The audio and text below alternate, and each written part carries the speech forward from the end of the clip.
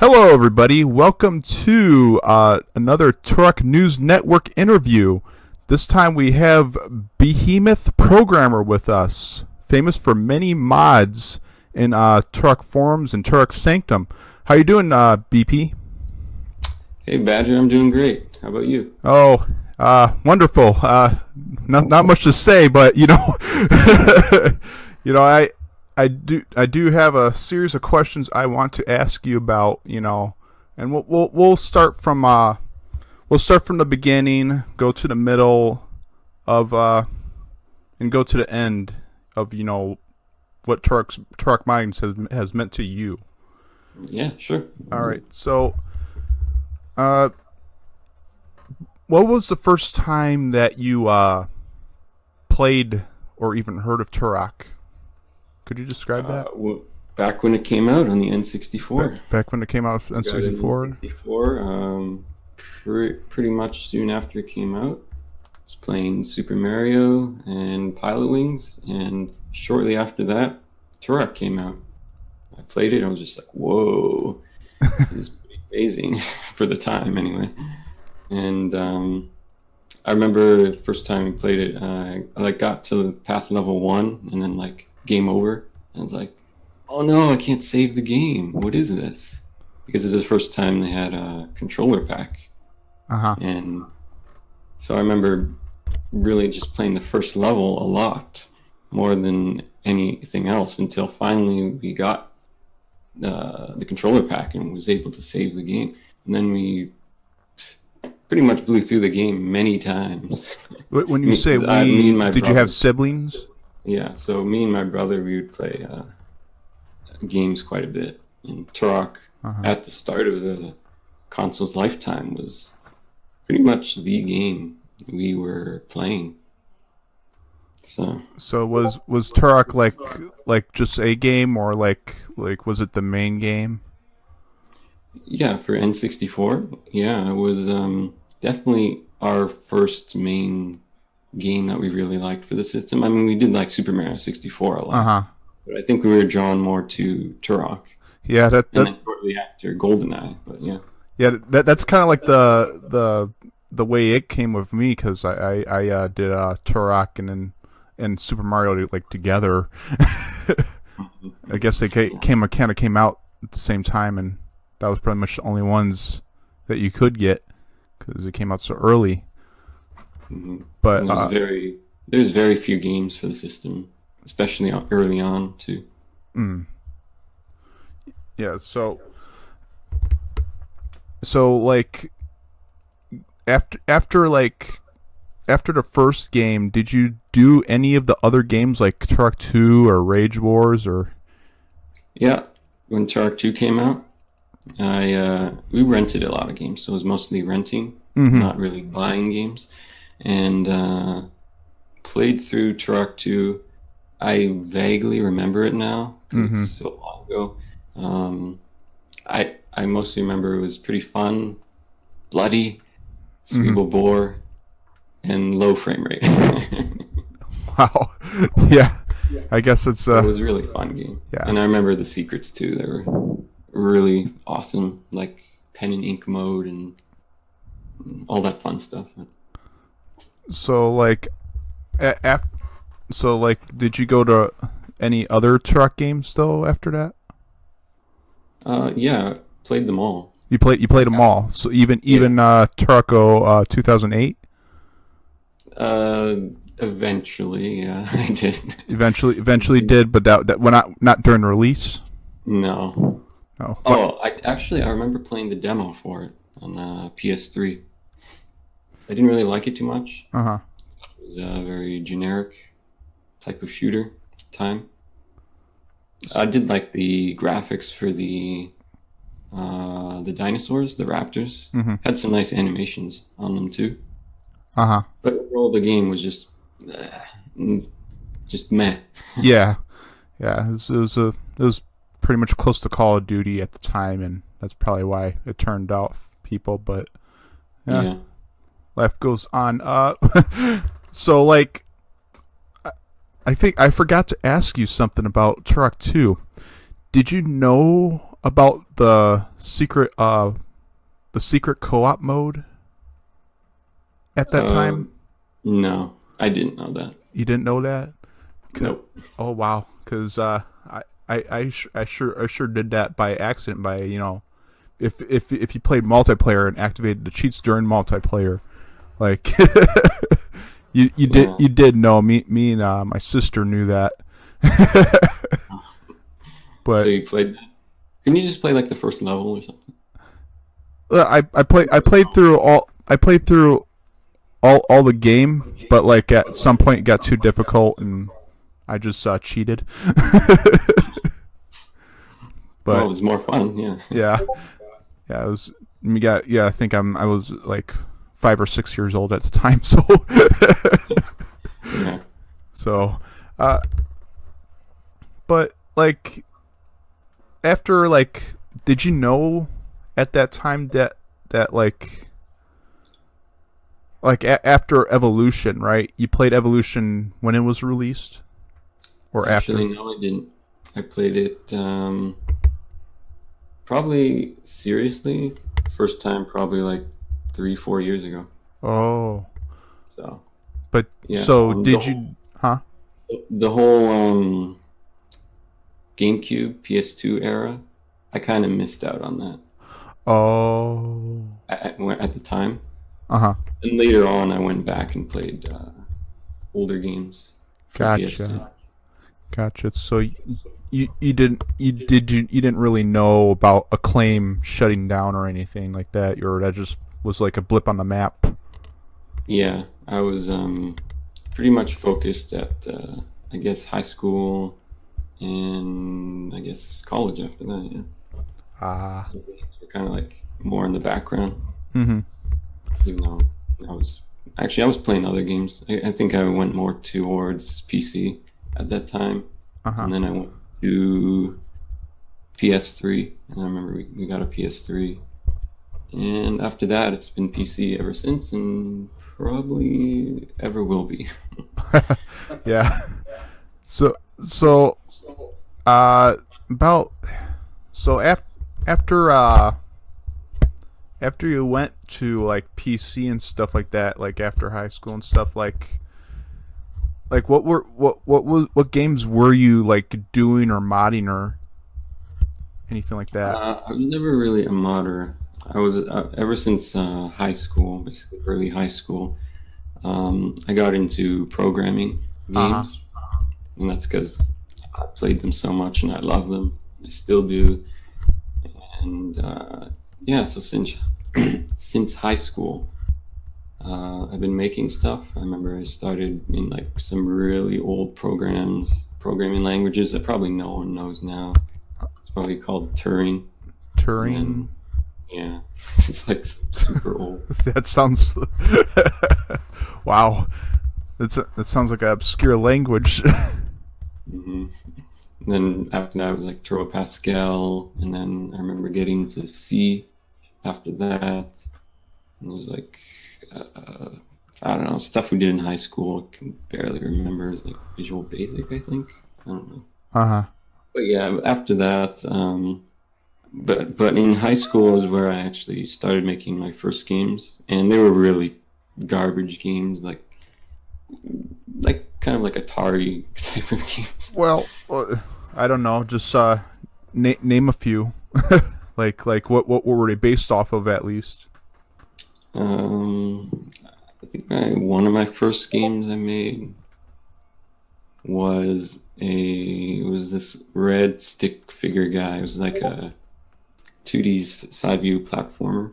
Mm-hmm. It was like the stick figure guy that with a sword that just attacked these other stick figure guys. It was So like super basic and simple. so That's what, you were kind of like in the Newgrounds scene. You're familiar with that? yeah, I know it, but I wasn't there. No, No, you I weren't. wasn't on that website. Yeah, Oh, okay. this was just for me. I didn't actually show anyone this. Oh wow. It was Secret programmer here. So where you start learning. And eventually, I made more complex games. I made a text-based game, and Oh. I don't know if you know those text adventure games. I remember making that. Eventually, I did make. I remember at the end of high school, Uh huh. I made a an RPG maker, Real. my own RPG maker. Whoa. I was really proud about that, and something unfortunate happened when I tried to copy it. I Oh lost it. God.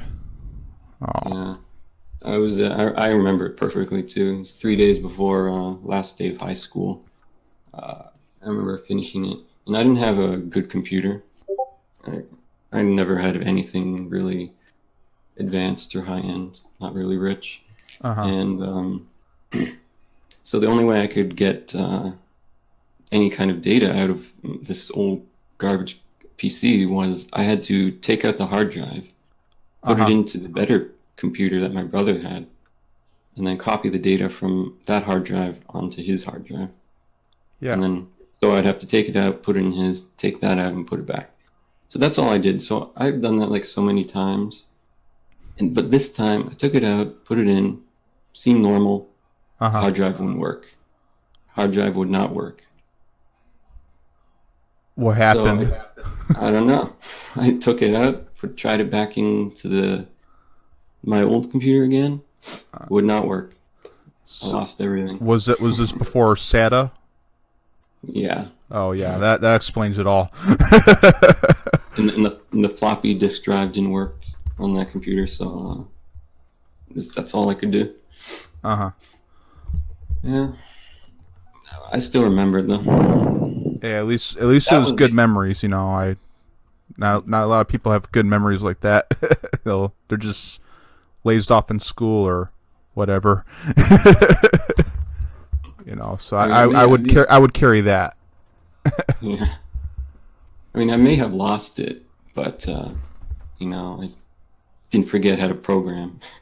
Yep. So that's still in the RAM, in the brain. So what did you like? What was like your first release out of anything, whether it was programming a game or doing uh, anything, for just for fun or just for fun? okay, for fun. Right. Okay. At the time, I had done RPG Maker stuff, so let's go back to that. Uh huh. And I remember instead of doing what you're supposed to make in it, Uh I huh. didn't I didn't actually use it for what it was supposed to do. I just made my own thing, and what I made was it was a top-down shooter game, Oh. and I think it had like zombies and stuff. I think I can actually find it. Yeah, I was about to ask that. Do you actually have that where you could like show me and show everyone? I think I do, yeah. Like I could send you a Yeah, link. we could do that later. We could do Yeah, that later, but right now, maybe so you you could show that released in the that background. game. I'll if he finds it, I'll release a link. I'll put a link down in the description for you guys and let you guys know, and I'll obviously be showing a picture if we do find it. But that's pretty nice, nice thing to have. Uh, so you said what was the first thing you released for fun? I know that you had what some actually professional programming experience. Like how was that? Yeah, okay. So afterwards, of course, I got a job working for people. And first place I worked for was just two people, Mm-hmm. and I only worked there for a short amount of time. But I was making mobile games. So I remember Xcode, Objective C, working in a lot of that. Uh huh. And they made some not so great iOS games. I think it was a puzzle game. Mm-hmm. But I'd say, well, that was a starting point. It's not really Well, what where was the era of those mobile games? the what? The era, like what year were those mobile games? I think it was like back when it was like iOS 3, maybe Ah. something. Because I remember iOS 4 for for the job after that. So that would make sense. So Okay. really where I started working after that was, I'll consider my first good job. Uh huh. Do you want to hear about that? Well, I Yeah. guess you Yeah. do. Yeah. We could do that. It's up to you. So my first job I worked at was called Slightly Social. Uh huh. And now that I've said that, I'm sure everyone can find out everything about me now. Oh. Oh. We could bleep that out. No, it's okay. Okay. I doubt anyone will care. Well, um, you care to explain how it went? yeah, it was probably the best time I had as a programmer. They were really good people. Uh huh. Guys seemed to have like $1 million to flush down the toilets. Why not? Anyway, so I made mobile games for him in Unity. Uh huh. That was really my first time I had worked on Unity with the Unity engine.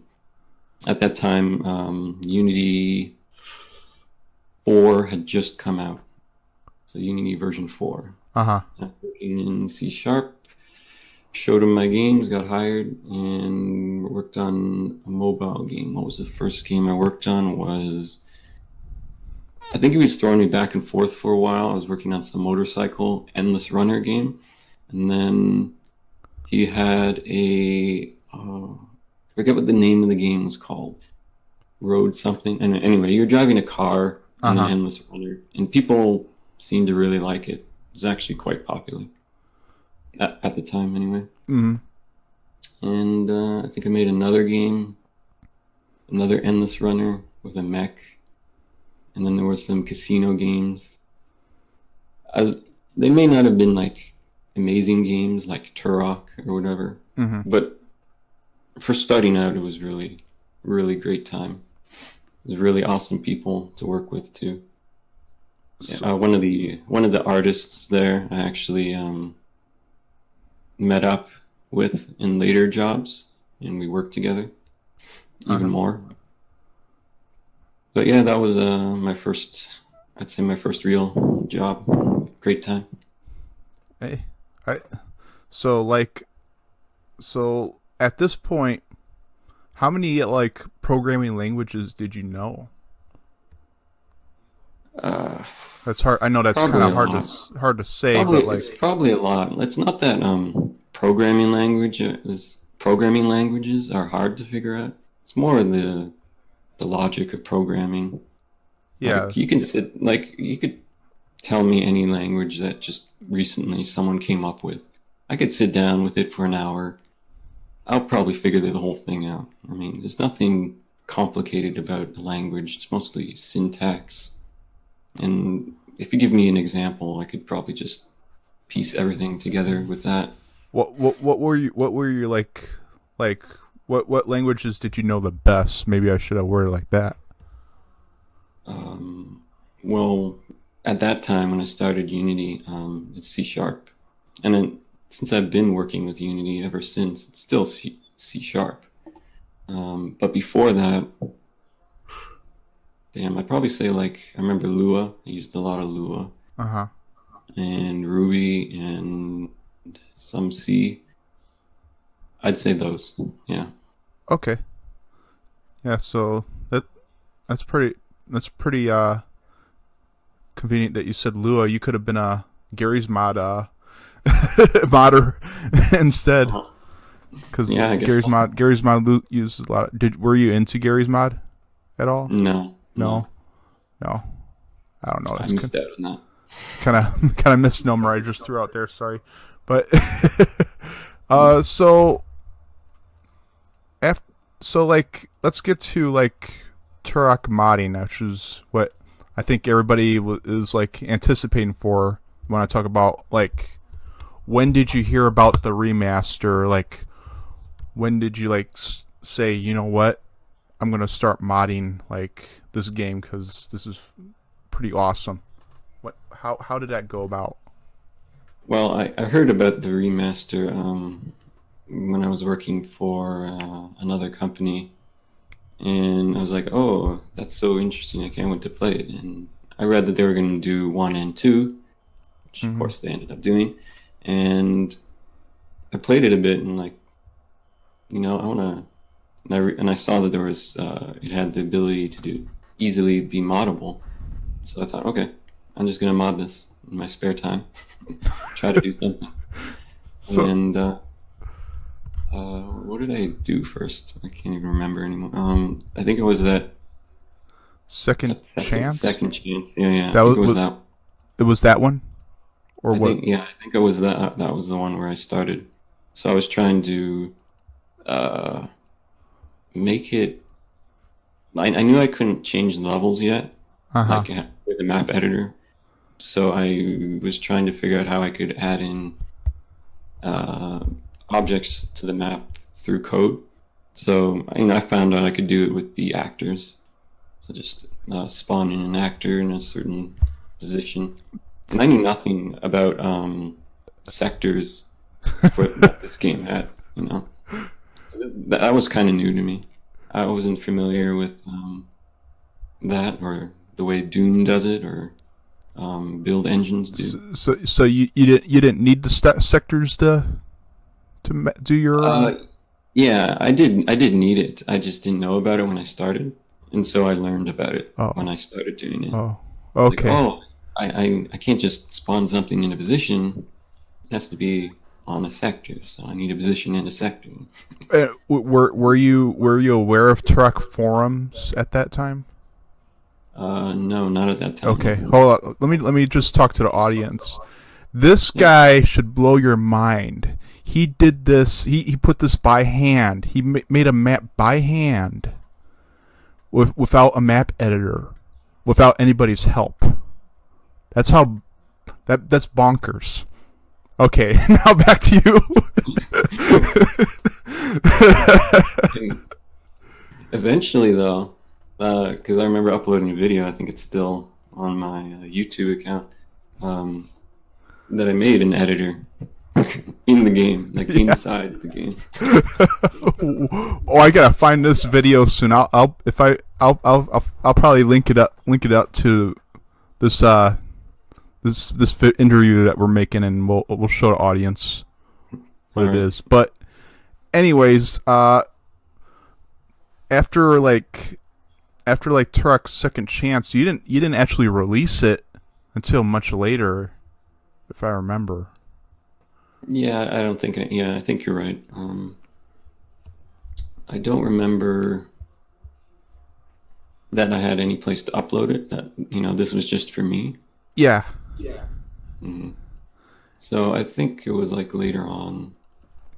yeah, cause like before I think it that, was when I talked to you. I think it was later on when I talked to you and you actually told me about the Turok forums yeah, and all that. I was new myself. I was like, you know what? I see like all these people. I saw like Duke 64 on there with his maps and stuff. I'm going like, why? I'm surprised that you're not on there. So I was like, dude, make an account on Torque forums, and that's pretty much how a lot of the Torque modding ball kept rolling after that. It was Yeah. like I met BP by I met you by because I was making my own map, and like I had a question about these the teleporter uh tags, and I was wondering why this teleporter tag wasn't going, because I was going by the PDF map editor at the time. Yeah. So that's how I became friends with BP, and then I introduced him to the forums, and that's how this crazy stuff got started. It was a pretty wild time. So after that, you made well. After that, you made that one map with the map editor, and that was Trials of the Warrior. Yeah. So when I saw the the map editor come out, I made the first map. Wasn't very good, but yeah, I it's the thought it first was one. good. I thought it was good. People are people were picky, I guess. I don't know. There was only like one or two maps out at that time. I don't understand. That's what I don't understand. So I wouldn't like keep that with you because that was I remember unfair. that right when the map editor came out, like there was instantly, um, I believe it was 64. Uh huh. He already had his maps released. It's like at the same time the map Yeah, he editor had, come but and they did the workshop. uh huh. It's like so he kind of had a head start Yeah. because I believe he got the beta and of the map editor. Oh, I was Because it was wondering how he got all those maps. He mapped like crazy, but that makes sense. yeah, because I believe Kaiser had already made the editor when they were making Turok, and so they didn't actually release it until a year after publicly. That's And somehow 64, I guess he knew him or knew the company somehow, and was able to get into the beta for the map editor. that's great. I didn't hear about this before. Why, I wonder why they kept it like that. Maybe they were trying to working on it some more, but they Yeah, I think they were needed to fix it up better. It's probably I'm pretty sure it's probably pretty buggy. yeah it well Look at the Turok 2 map editor. yeah That's pretty much what they did, and they just left it like that. yeah it's like yeah, it's pretty buggy to say the least. Some functions will just crash you immediately, but Yeah, at least we got it. It's not sitting for yeah, it's really nice. He actually kept it in there. years and years. uh, so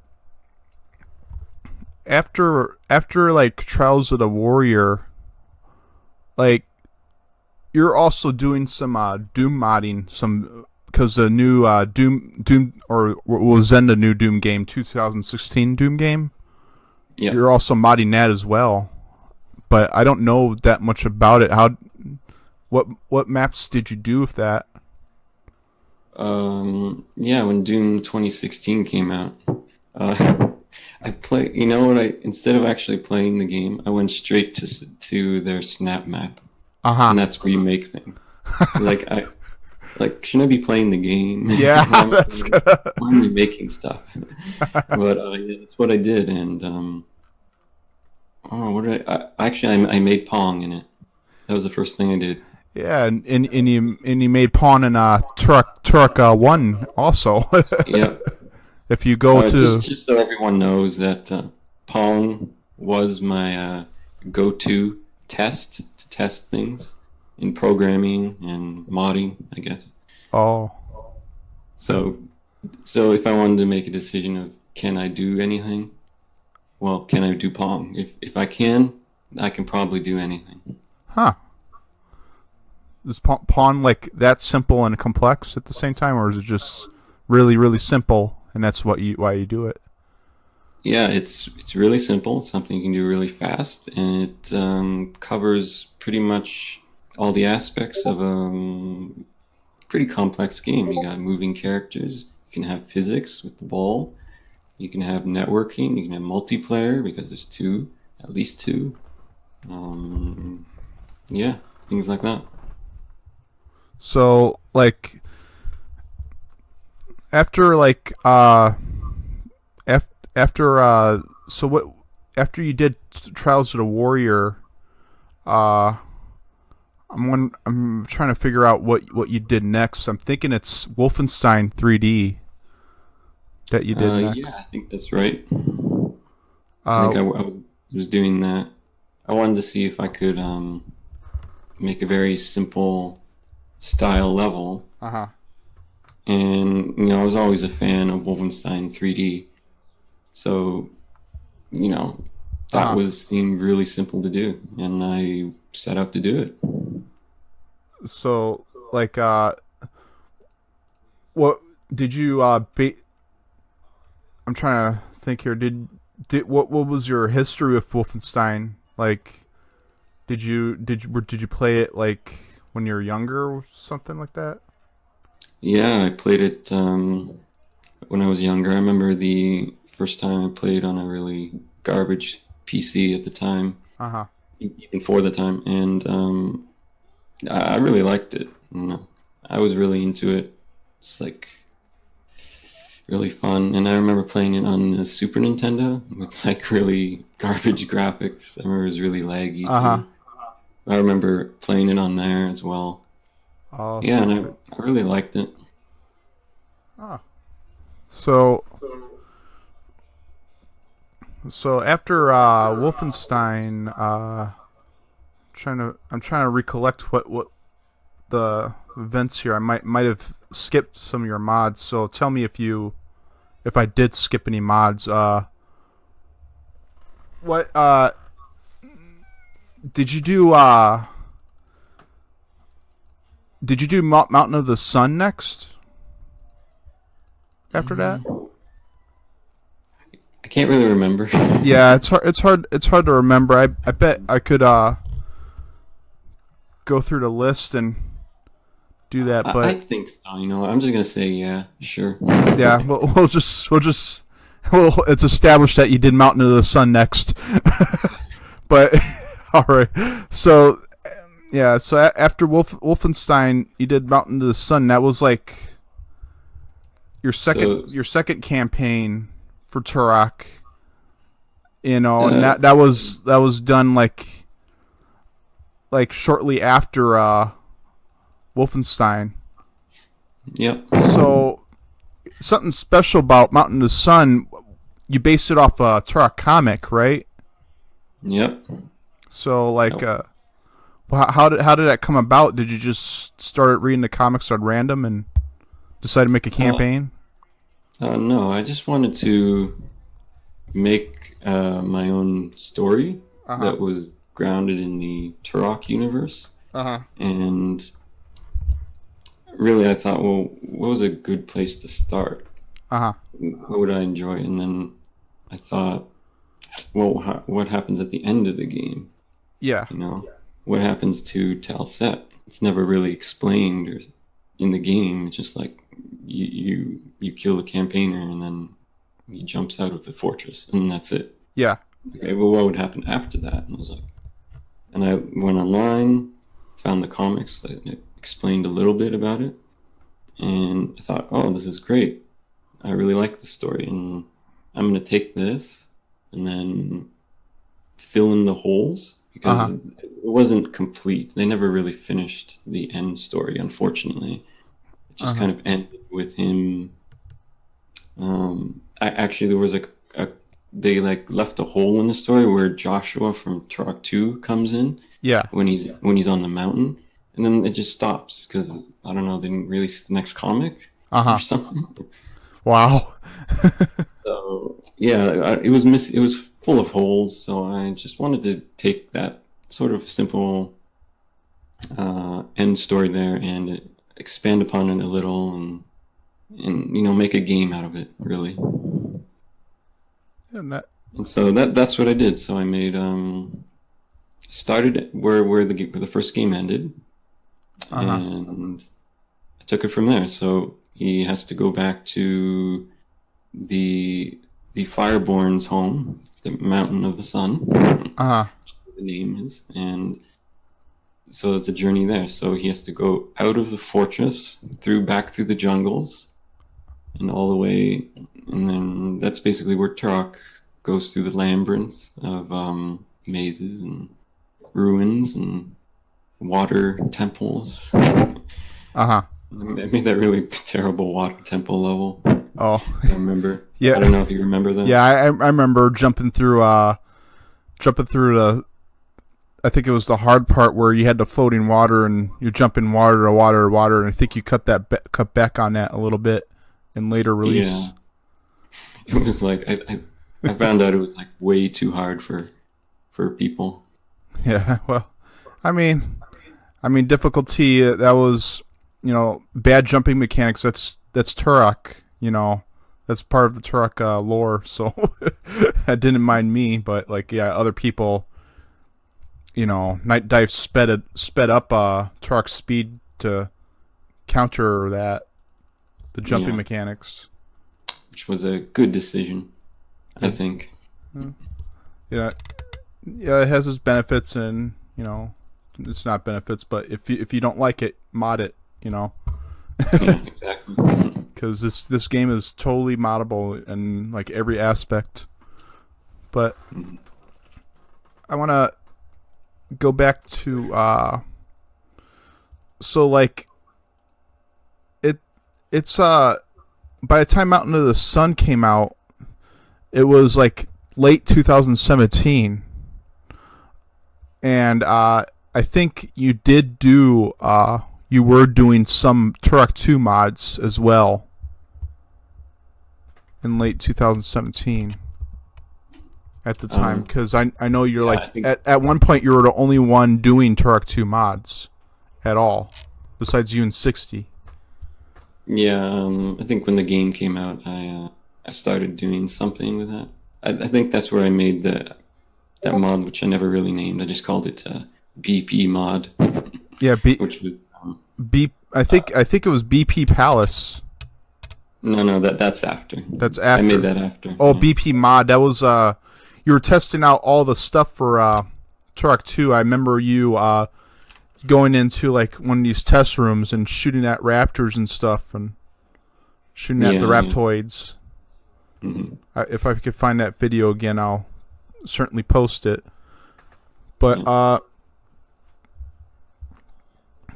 you're doing a BP mod where you could like double jump and had all sorts of crazy stuff. You had the Perlin ground pound in Yeah, it. dashing power ups that were basically straight out of Doom 2016. It was like the power up gives you more damage, the regeneration, the speed, haste, and I remember it's where I changed the flare gun, so it actually hurt enemies, did damage, showed up on the gun itself. Used the Mag 60 with the Turok Rage Wars alternate fire, Uh-huh. so one powerful shot. Yeah, yeah, I did a bunch of stuff with that. It's basically just to learn How, how to do the scripting in it, yeah. and how to do things in that game. Yeah, because it's different than Turok 1. Yeah, So you had to learn that. But I actually have it, up on Turok Sanctum. It's called, I named it BP Miscellaneous Mods, I think.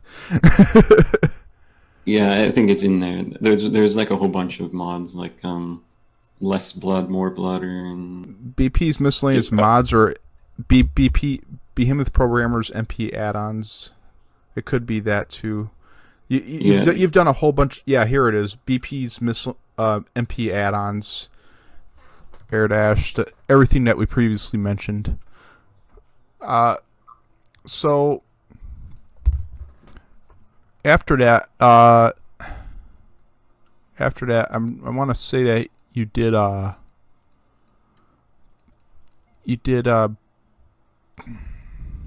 what did you do after that? You did I think we did shoot. I'm trying to remember, but I can't. It's such a long time ago. I'm trying to think. Early 2018. mm-hmm. You probably did BP Palace at that time. Let me take a look. Probably. I have a hard time. Yeah, March 2018. You did BP Palace. Let's talk about BP Palace. Okay.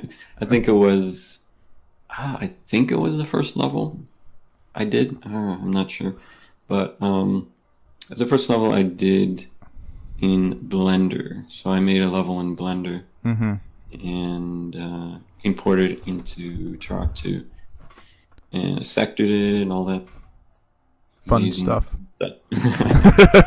Sector's fun, isn't it? 24 hours later, yeah. Yeah. Yeah, so that was just a short level.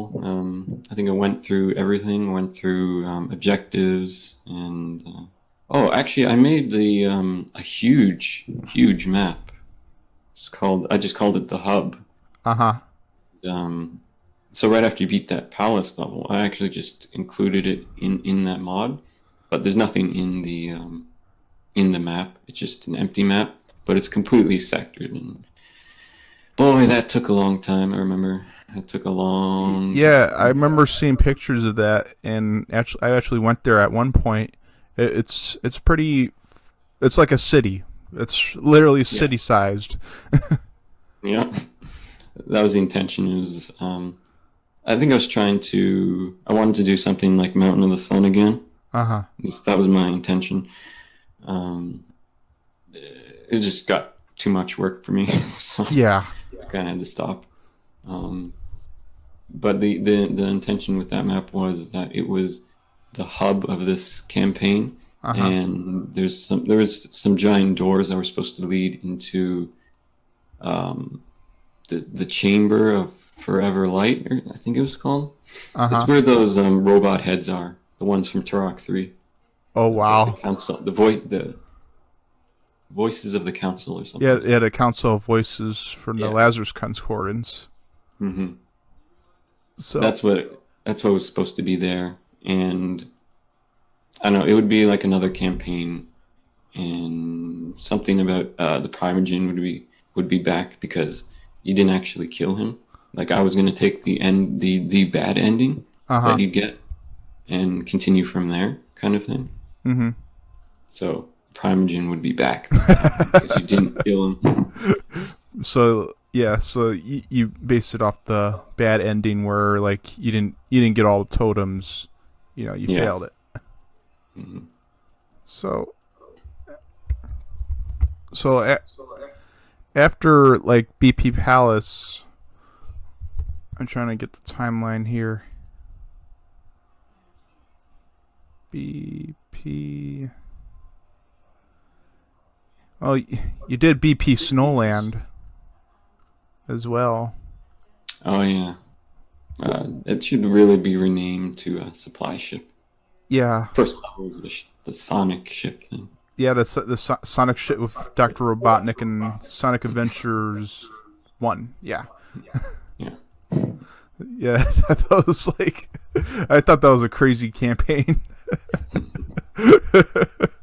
But it, so yeah, you had like a couple maps. You had the ship, the Snowland, and then you had like an Arctic center, an Arctic like iceberg map. Oh yeah. And you said if you could sector all this, I'll just add this into. And I couldn't. It was so meticulously detailed, that I didn't want to. I knew I would spend forever doing this. Yeah, if you look at that iceberg map, which I think is the third map in that Uh huh. mod, there's so many vertices. It's so bumpy. The surface is so bumpy. The walls are so sharp, you know, and it took way too long. And I didn't even sector the whole thing. I did like maybe half of it. Yeah. Way too crazy. Yeah. It's an incomplete map. Maybe someday someone will want to do it or whatever, but like not today. Yeah. But And the race, I think it was from Mario Kart was the second map with the snow. uh I blame 64 for that map. oh, I remember he was talking about oh no, because we did a short little kind of project. It was like a Diddy Kong racing level, oh dear. and I made the carts and the players move with the carts and all the networking for that. Yeah, I heard a little rumor that 64 renamed himself to Diddy Kong Racing because he knows all about that. Yeah, he So does a lot of it. yeah, yeah. So like, let's see. I'm just trying to go through the history again. Oh yeah. After that came the co-op mod, which is unlike some of the other maps. I didn't really know a lot about like. I knew scant about BP Palace and BP Snowland because at that time I was doing my own maps and stuff. I was so busy I couldn't play other people's maps. Hmm. But I know a lot about co-op because I worked with you making that. You know, I did the testing and stuff for that. Yeah, Badger was a tester. Yeah, Everyone yeah. did a really good job too. Well, I hope. Actually, without your help, I don't think I would have finished it. Because I remember one time it was like I needed 3 people. Uh huh. And I could only test with 2 because I only had the Steam and GOG version. Uh So huh. absolutely needed a third person. And like not many people are gonna try out Turok. And like I asked you said yes, and you actually were there for the whole time I needed to test it with, which really amazing. Thank you. That warms my heart.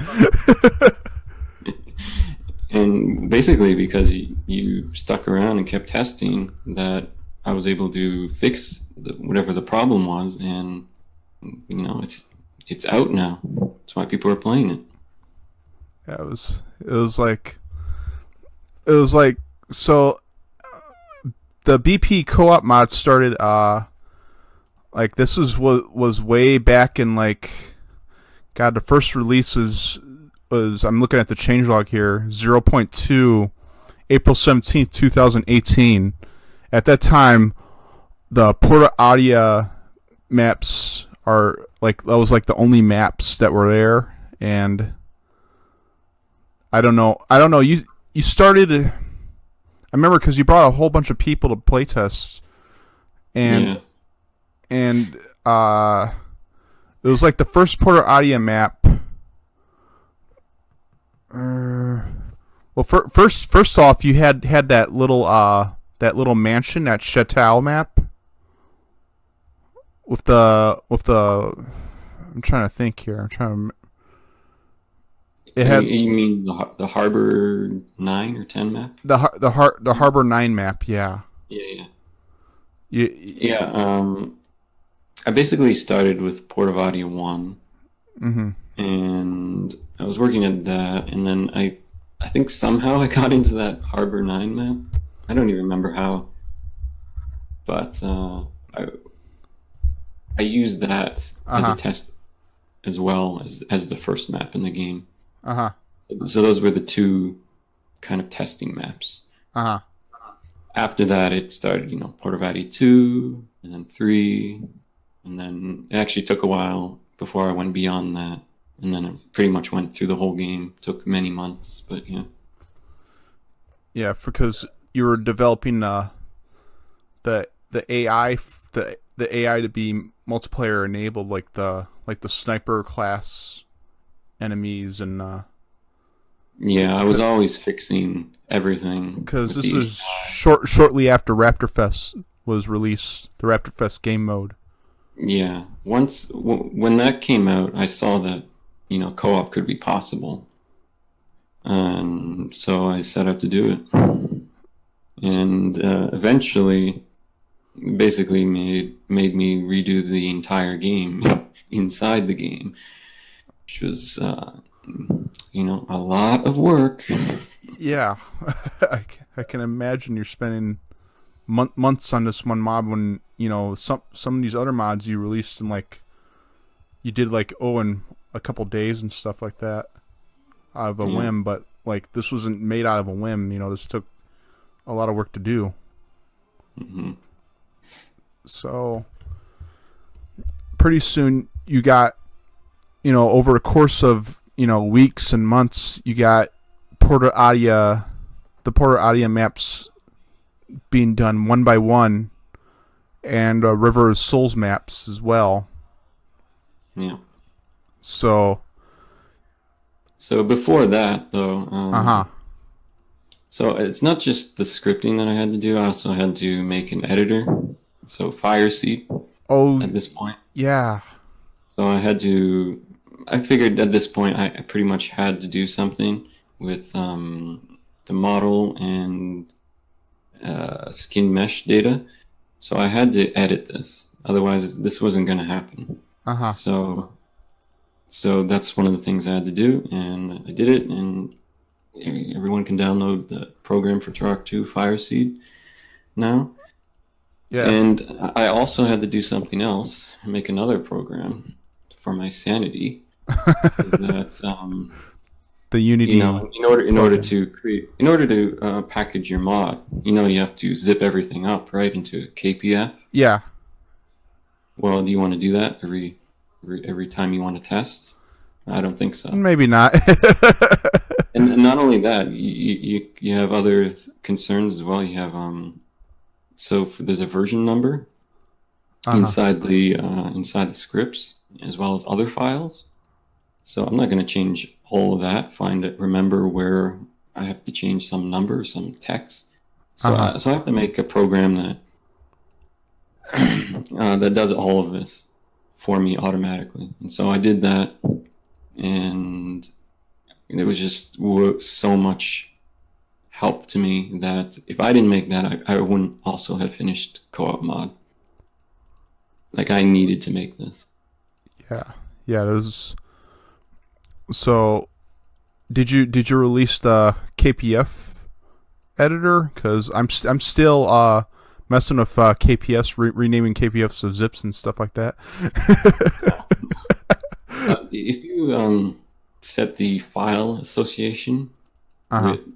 with KPF to whatever zip program you're using, are you using 7-zip? No, I use WinRAR. I'm old. Well, I think you can still set it WinRAR. If I was older, I would pay for it, but Yeah. Well, it's free. I mean, it's free. uh, 7-zip is free, so. but some people pay for it. I don't know.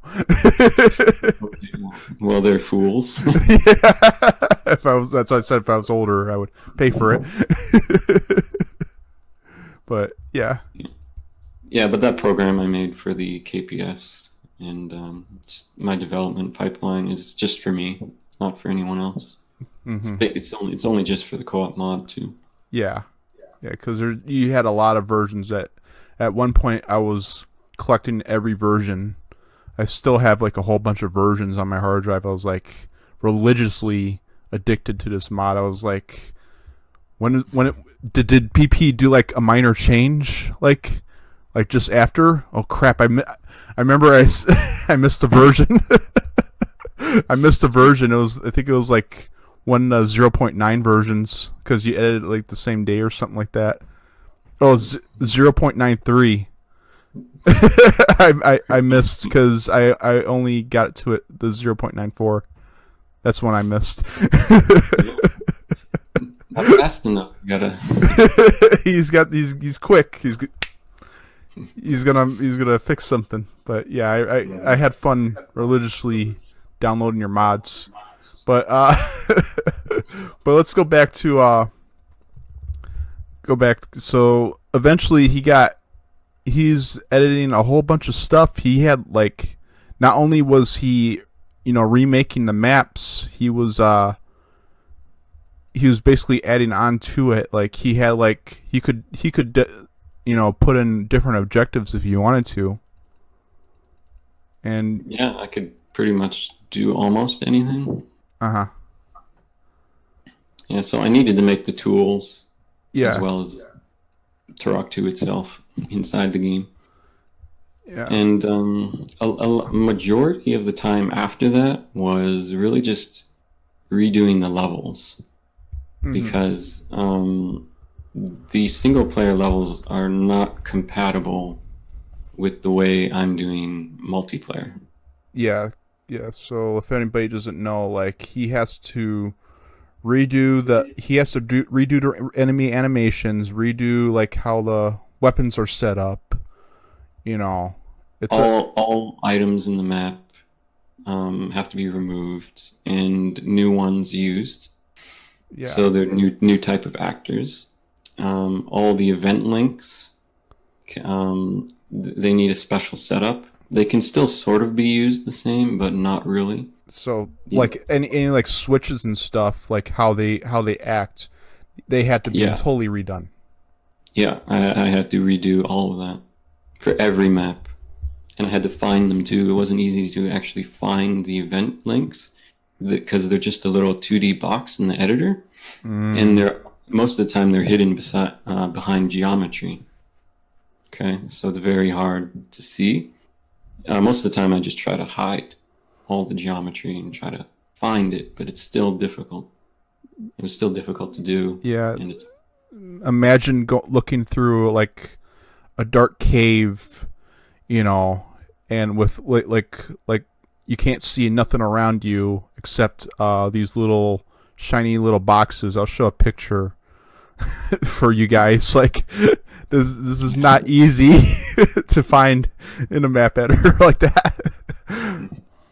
But uh, so over time, April turns to May, May turns to June. What was like the most hardest thing, like the most hardest thing that you got stuck on during that time? hardest thing that's stuck on. Hmm.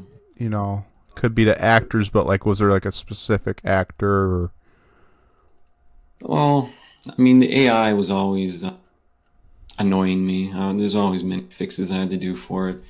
Like, I mean, aside from the AI just not working for clients, but when I noticed that when AI was too far away, it seems like they completely are inactive. Their collision is gone. mm-hmm. They just don't. There's no updating of the AI components, so they just stand there, and you Oh, can't hit them. oh yeah. So I had to find a way around that, and they still do it a little bit sometimes. And I think it has something to do with the if someone sets the extended fog distance, if someone turns that off, I believe it affects the AI, Uh huh. and so they'll become inactive at an even shorter distance if you have that off. I think I haven't really tested that much. Some of these actors that you can find would be like the first Portal Adia level where you go by the portal by the flesh eaters. There's that entrail circling that portal, like way far away. At Yeah, I know if the you try to one. do that by the hall, even in the vanilla game, if you try to shoot him while inside the hall, you can't hit him because he's just Yeah, too far away to do.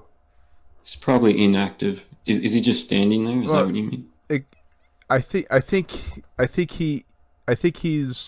he could be standing there. I don't remember, but like you, it's. I think he was still circling actually, and you couldn't hit him. Like Oh, he was not. I'm not. I'm not. yeah. It's kind of blurry, but like you could. There. It's possible to see him but not hit him in that vanilla game. Oh, in the vanilla game. Yeah, I'm talking Oh, about the vanilla game. Like, oh, okay. I thought you were talking about the mod.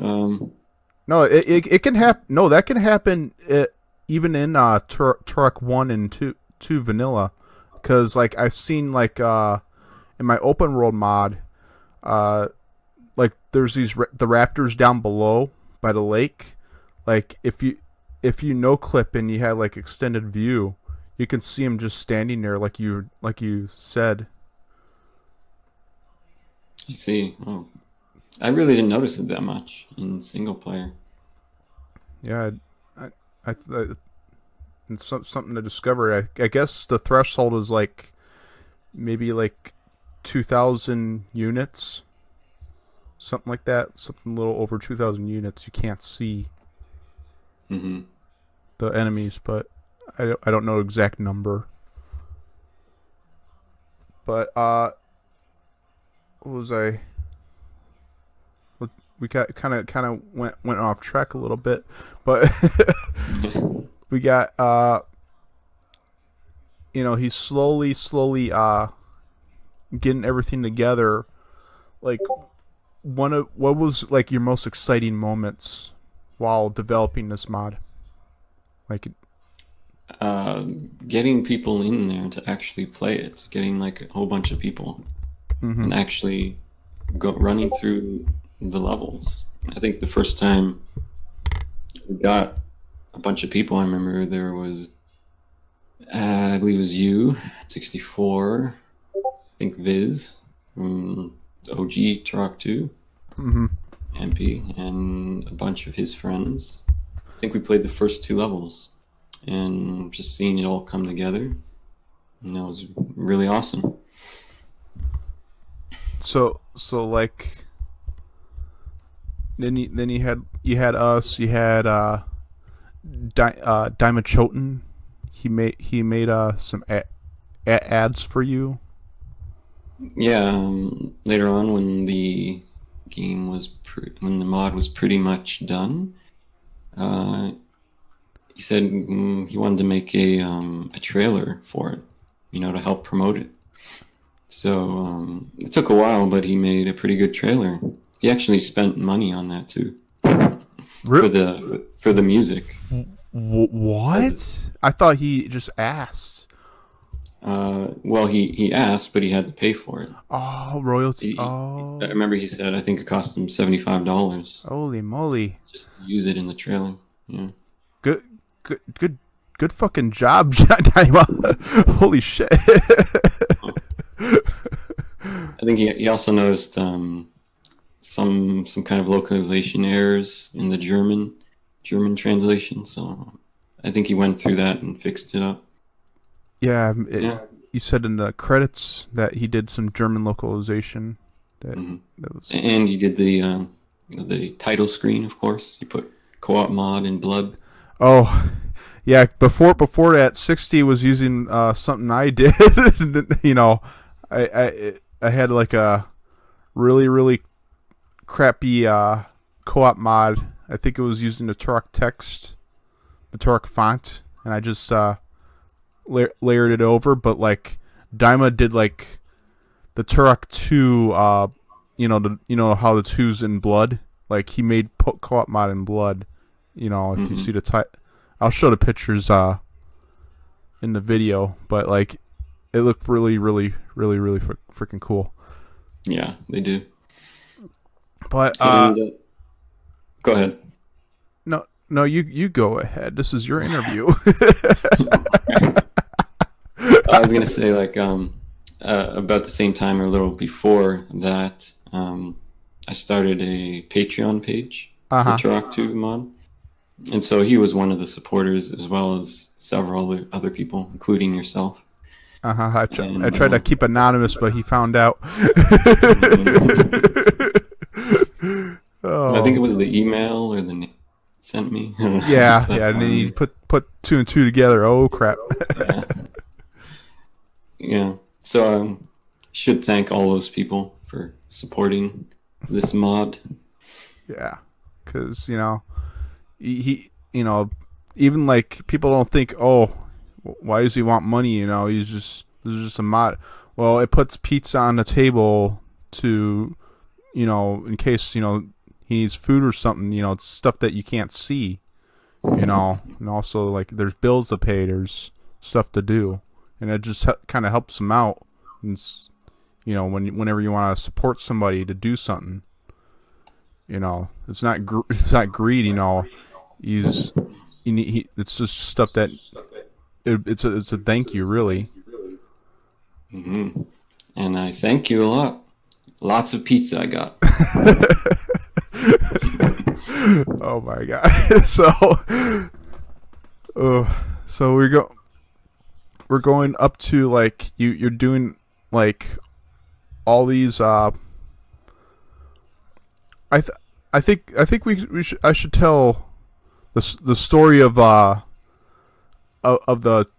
Turok servers, because like, and I think, yeah, because you're going through the version numbers, and you even when you got to like 0.9, you expected it to be, I at least I expected it to turn into a 1.0, but like then you went to 0.10, and I was like, what?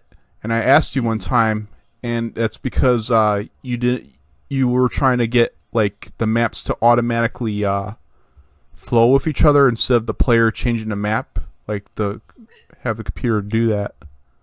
Yeah. So when I started the mod, and I knew I could do just about everything. Um, I obviously knew what I could not do also. And one of the things I could not do through scripting was changing the map in multiplayer. So I had asked the developers of Night Dive Studio, who made Turok 2 Remaster, if they could get that in. So I asked them a couple times over the years. And they were always busy or couldn't do it. So I was waiting for that at that time. Uh-huh. And that's why I never put it to version 1, because my version 1, my original idea was that it would have maps that would, automatically go to the next one. So I didn't want to put 1 quite yet. And eventually when I figured out, it was never going to happen because they were too busy or whatever, I just decided, all right, it's time. Just put version 1. It's pretty much done at this point. It's as far as I can go with it. Uh-huh. Yeah, yeah, so but we did get get it somewhat working with the having like a custom server. Right. And so I guess because of you again, really, you started a dedicated server. You wanted to get that going and have it co-op game running all the time.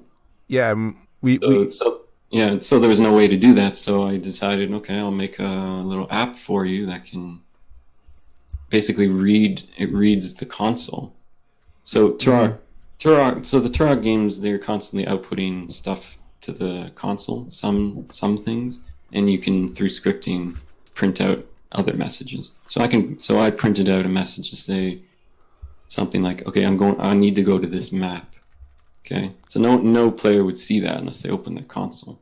And what this program does is it reads the console, detects that, oh look, we need to go to a new map, and so the program automatically types in the console and sends you to a new map through a console command that's available in the game. So it's not through scripting.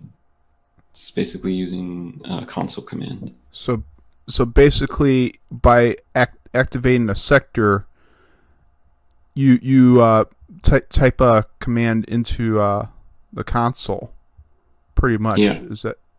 Yeah, that's pretty much what happens. Yeah. So, and that's even after we got the dedicated server running. I had a PowerShell dedicated server running for months and months and months, and I remember doing. I don't know if you even knew that, but like I would have it running. I'd go to work and do what I had to do, and I'd come back, and sometimes the map would have errors because I pressed a key or something because I'm running through PowerShell and I accidentally pressed enter on a key or something. Even when I was like typing, and like, because when the map changes, if you're using PowerShell to rotate maps, like the window will automatically pop up in front of you, and like if you're in the middle of typing and you press enter while that happens, like you'll basically type into the command box. So that would mess it up. Yeah. So that was kind of difficult to run. If the only way you'd efficiently do that would be to run through a virtual machine, but like I tried to do a Linux one, that didn't really work out real well. I still don't know why. It didn't really give me a comprehensive answer. But BP, he made his dedicated server app, and that kind of pretty much fixed everything as far as rotating the map. He said to get rid of that map rotator. I still have it. I don't care. I still have that map rotator. There's no real use for it except It's like pointless now. But yeah. Yeah, but that program also supports saving as well. That took a little work to get going. So because it's not just because I have to print now everything, like the entire game, to the console now. So I'm not just reading a little command. I'm reading, pretty big set of data from the console, which I think it actually has some trouble.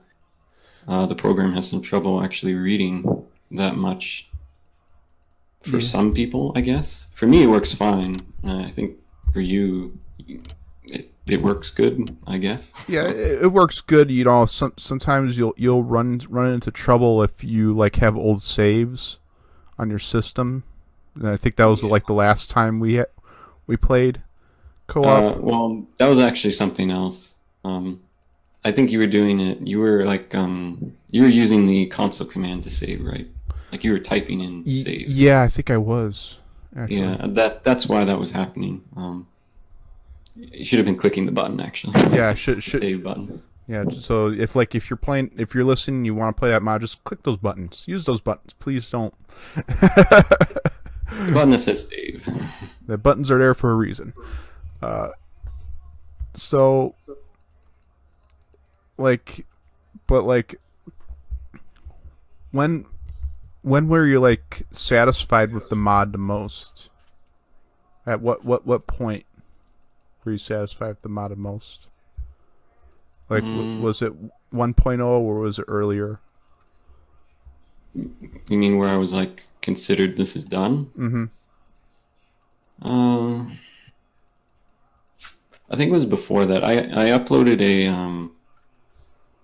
a version of the mod on mod DP. It's still there. It's version 0.9.6 or something.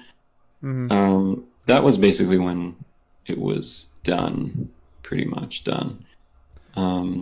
It's just that after that, I decided that I wanted the original N64 maps. I wanted to try to get them in. Mm-hmm.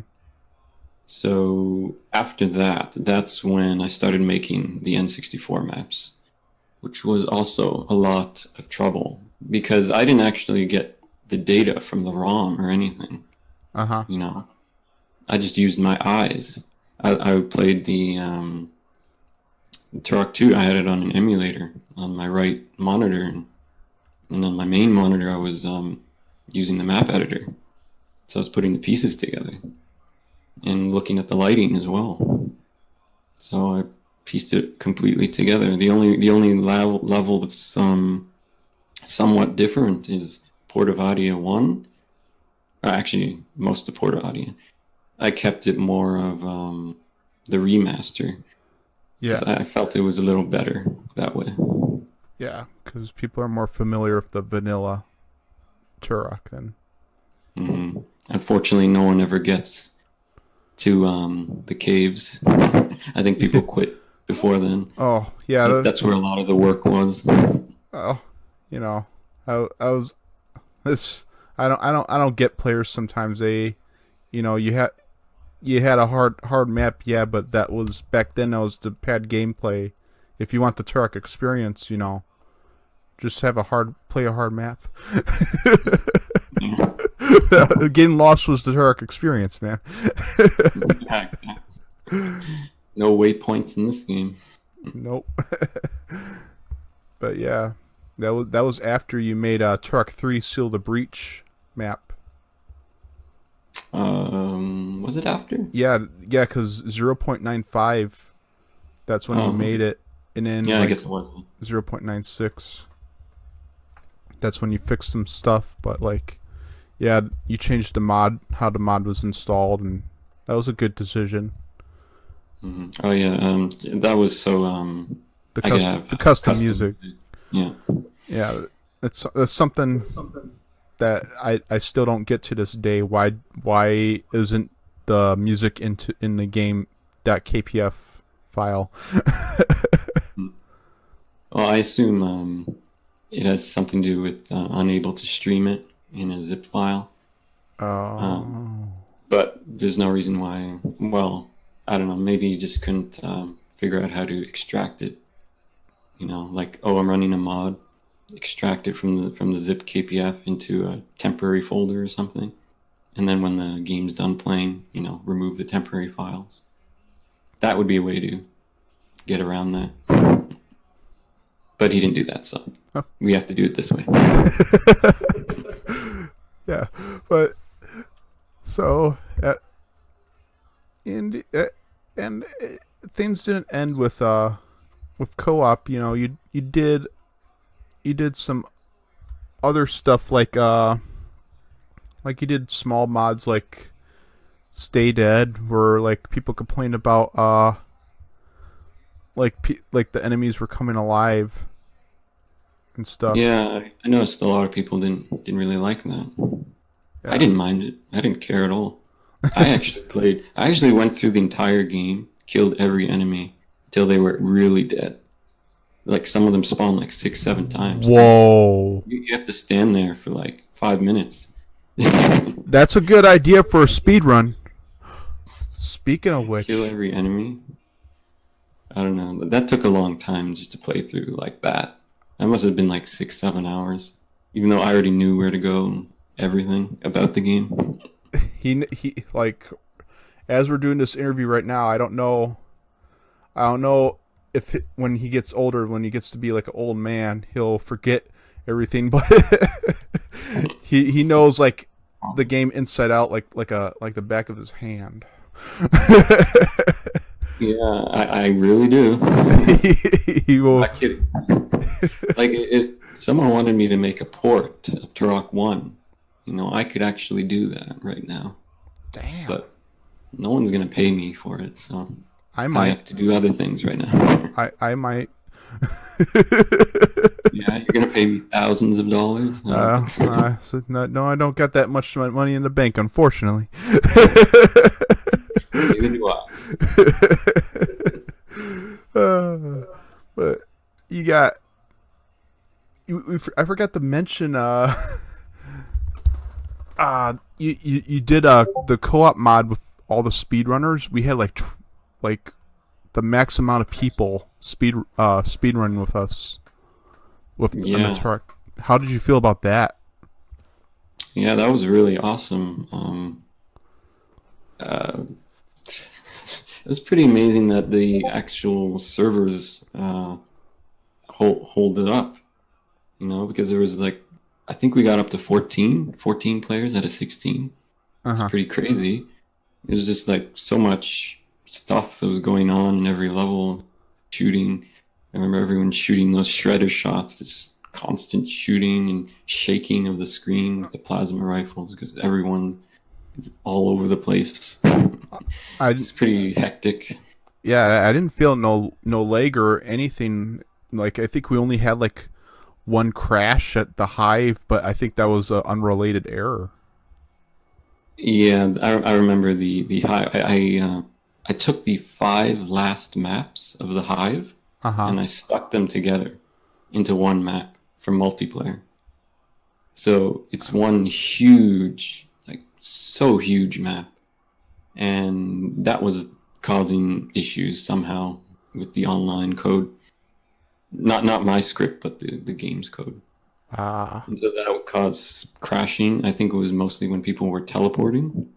Yeah, we I don't know. teleport to like one like the one area with the lava pits and stuff.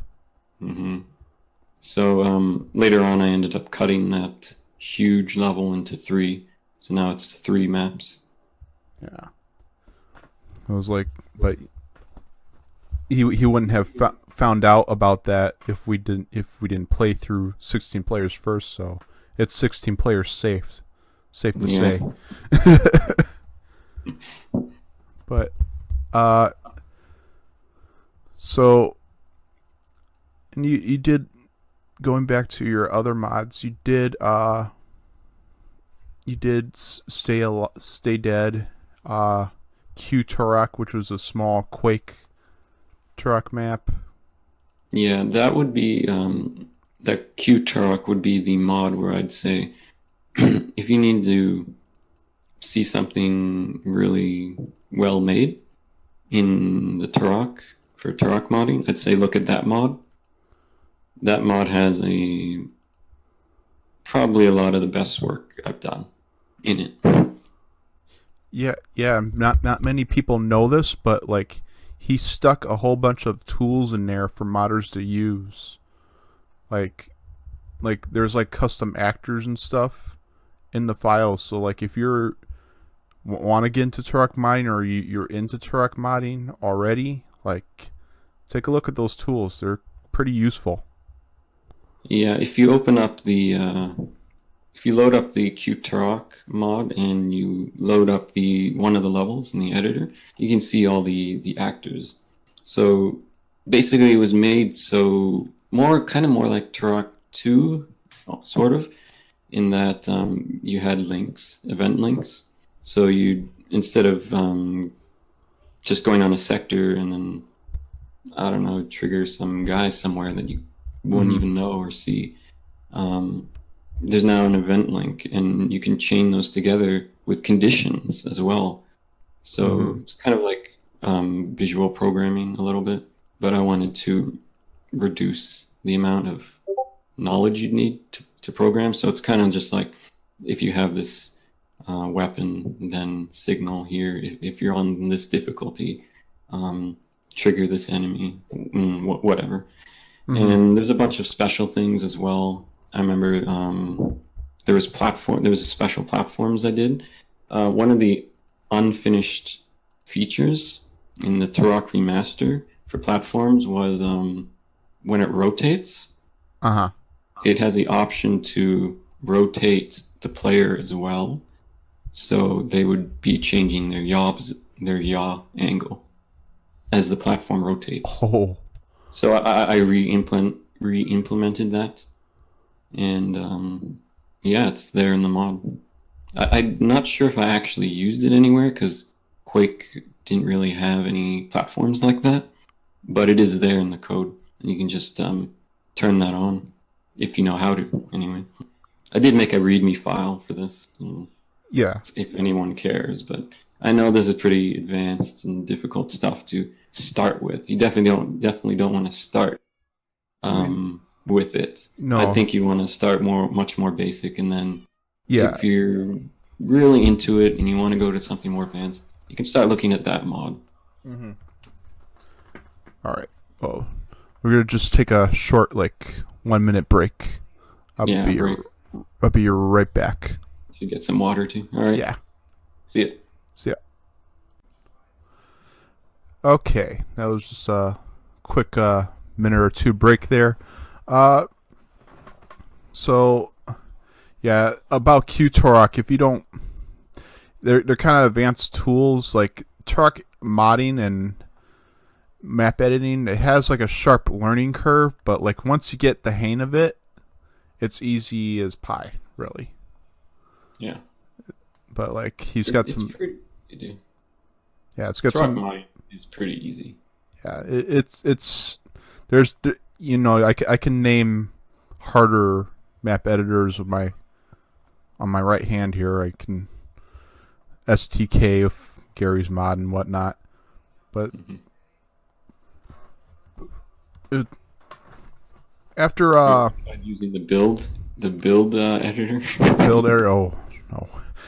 That's like ancient, and it's like annoying to use. You gotta like look up every number Oh no. reference.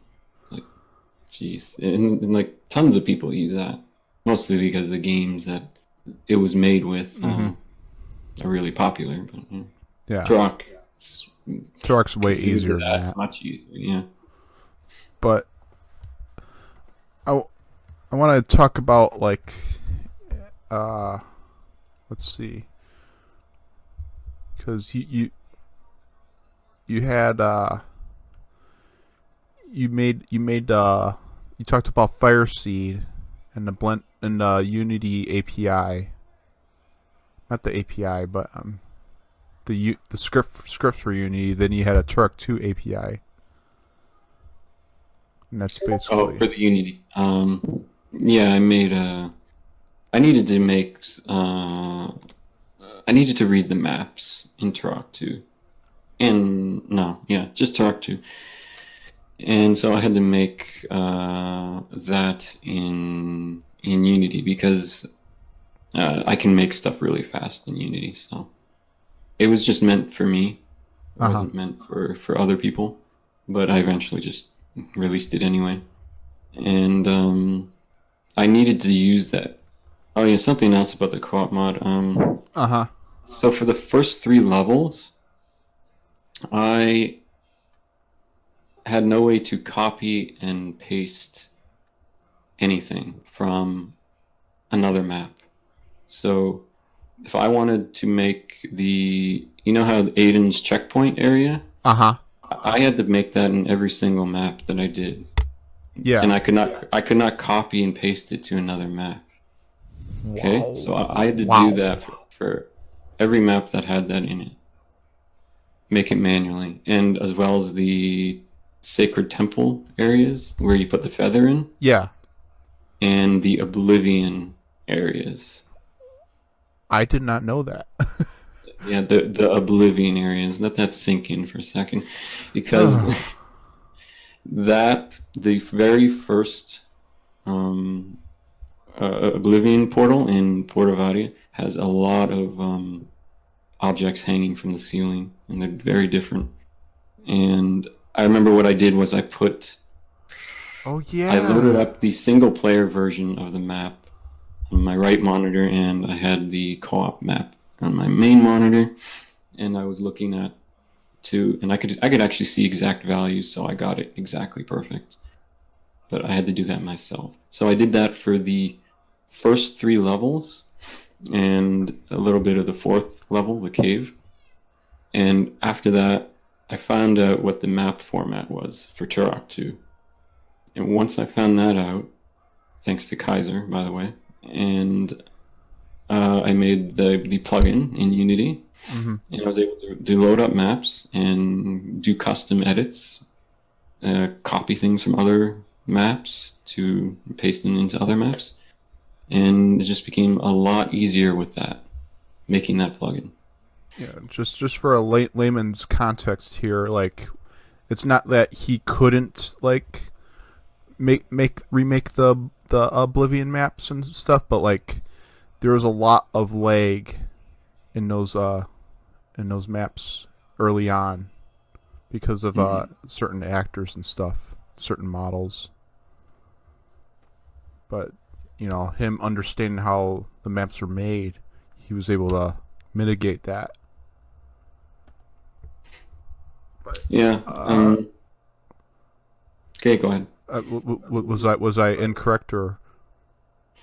Well, it's just that I couldn't do it because I didn't know the map file format. Oh, so I'm thinking about something else then.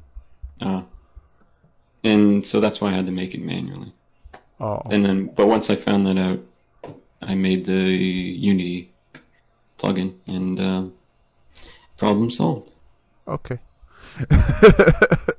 I was wondering if I mixed it up with something else that was another problem. There's a lot of problems on the road of the co-op mod, but Yeah, a lot. This mod definitely took, I think, longer than it should have, or longer than I expected it to. yeah, it's Granted, I did like not work on it. Like I don't work on it all the time. There's like times where I go like over half a year without even touching the mod. yeah, yeah. Like after the main maps were made, they basically got everything. So Hmm. like,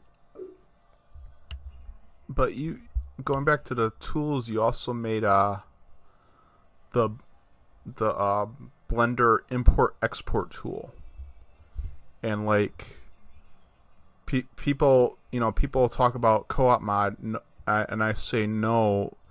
The Blender export tool was like a red letter day for Turok modding because that was like the first like tool where you could export animations for actors for anything that moves in Turok. Hmm.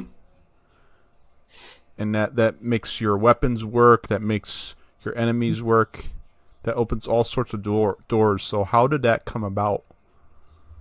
Like, Um, well, I cause guess because I was pretty much for myself, I was satisfied with what I did with Unity. uh huh. Like I didn't need anything, and I was making stuff in Turok just fine with it. But I think it came from mostly I just wanted to finally do something in Blender, and also I believe at the time I had found out the Turok 1 map format, Mm-hmm. so I also wanted to try loading it up in Blender as well. So I put those two together, and obviously before I did the map, I did models and animation, which I had already done. So they went in the loading of the data, the structures, that went in really fast. And yeah, I just really wanted to learn more of Blender, and that's more about how this uh, add-on got created. Well, I think it started with Kaiser though. I think those based off of Kaiser's Yeah, Blender tool because he yeah. was going to make a add-on because Mhm. originally the animations were going to be imported and exported through the map editor, but that never came about. So he was going to make a Mhm. Blender tool because that would be a lot easier and integrating it with you know a, a, a map editor, which you'd have to learn how to integrate with the UI and stuff. But if you did it with Blender, it'd be a lot easier and be more direct. Yeah, using in Blender modeling is definitely better than anything else. Like if the game had a model editor in it, then he would do it in that. But that's like another giant amount of work that didn't need to be done. So yeah, he started at first and tried to make it in Blender. He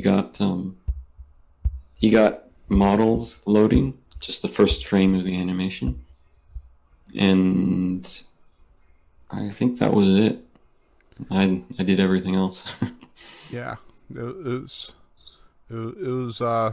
just started like that, and then like Kaiser at that time was doing Blood and all this other stuff. He didn't have time to finish it, so it just got passed on to BP, and BP went like, "I got this shit, man." So he's I just snapped my fingers where it happened. yeah. No, well, no, it wasn't actually like that, but he he got it. He got it done. You can actually even import your maps now. You can't export maps, but you can import actual maps with the actual map files. And Yeah, that's and it's very close to being able to export. Like you can edit everything in the in the objects. Like if you go to the sectors and you go into edit mode, you can edit the heights, you can edit the flags and all its properties. You can go into the actors, edit all their properties. The static meshes, edit all that. And you got the world map properties as well. And well, that's everything. So it's all there. Um, I ended it before I basically just gathered the objects and exported it out. that. There's even a command to export, but in Blender I have to get all the Uh huh. objects in the map and then basically take them out of the UI and put them into the structure that I made for the object. Yeah. And then I just say export. Anyway, it's very close to being done for export. Yeah. And I'm not a modeler. I don't know how to do that stuff. But like from what I hear from Doomarine, who you know uses that stuff like religiously. He says it's really good. He's helped you a lot with doing that. Well, finding the bugs and stuff at least. Yeah, he's really. I think he's really like the only person actually using it right now. But it's really good that he is, and I, he seems I to be think really liking it. Smoke has used it too Oh yeah, okay. for his Jedi Knight. His Jedi Knight pack. I know that he used that as well. Oh, okay, awesome. But what after that? Yeah, that's pretty much all the mods and tools that you've done. It's quite a list. I think you're forgetting one. Oh, am I? Turok backwards, maybe? No, well, that is one, but It's one that I that wasn't forgot. what I was But thinking let's of. see. Let's I believe it's called a community map. the community Yeah. map jam. Oh snap! The community map jam. Oh lord. So like, me and you were talking about like community map jam stuff. Like let's get the community modding. And Yeah, let's get them together. usually let's get them together, and like me and 64 at the same time were talking about it actually. It was like at the same time I was just like having simultaneous discussion, and I don't know, like talking to you two like kind of inspired me to make a Discord group. I said, "Fuck it, I'm making a Discord group right now. I'm gonna make that Discord group. We're gonna do it." And everybody's going like, what the fuck's going on? And you laid out the groundwork. I can go back to that Discord and see that. Let me, if I can just find it. It's such a long time ago. It was well, not a long time ago. It was last year, but like it's buried. The discussion is buried. I see it now, actually. You see it now. There, it's at the top now. Okay, now I can see the pinned messages, and you laid out the ground rules. Make a map of any size from super tiny to big, like you could do any map. And I see Doomarine messaging right now. I don't. Yeah, like Doomarine is everywhere. Just letting Badger find it. Fair enough. Just letting Badger find his group chat. Fair enough. But like, we laid out some ground rules for the start of the map, and basically you could do anything you want. You could do any map that you wanted, and we thought that would give like enough creative freedom for everybody to do it. And out of all the people that we had, like the vast majority of the people that we invited ended up doing a map. Yeah, which was really awesome. Yeah. I remember operator IM. Like I didn't even know he was working on a map till like we were. I all done done, either. ready to go. Like, I didn't know. Hey, I got a map. Whoa. Okay. Whoa. I was like, if anybody doesn't know, operative LM is What was it? L. Okay, I said I. yeah. I had to learn that too, because you can, when I was doing the poster for the thing, but yeah, he's the admin of the Turok wiki. Mm-hmm. So he's like, he has encyclopedic knowledge on like there's all this random Turok stuff that like you and I probably don't know. Yeah, he's got all the fan stuff and the comics. And Yeah, he all does. that on there.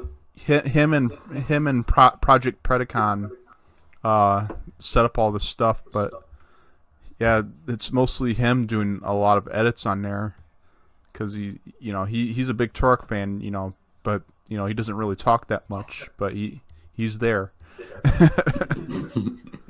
Okay. But so we set up all the ground rules and stuff, and we had we set up the TIDs, the teleport IDs for everyone. I got 60, Behemoth got 61, but that didn't end up the map order. That was just our little tags that we got. And say, okay, well, you got this. Let's set this up. And as time went on, you know, people, including I, didn't know like the scales of like weapons and stuff. So we just pasted more rules and stuff. Like set your items to 25.6 instead of 35. 0.35, which is the default setup. Because all the the default values on most actors are wrong. They're like too big. Their size. They don't show the shadow that goes under the actors by default, so you have to set that and other stuff. Yep. And then it was a pretty wild ride because like I remember being there and constantly mapping, and like we were showing each other maps, and some of us had never mapped at that point before. Like I know that you mentioned Operative LM, he didn't map, but like I don't think Doomery never mapped before at that point. Oh yeah, I think you're right. Yeah. So that was his first map, I think. Yeah, that was his first map. Well, he actually had to redo. Oh shit!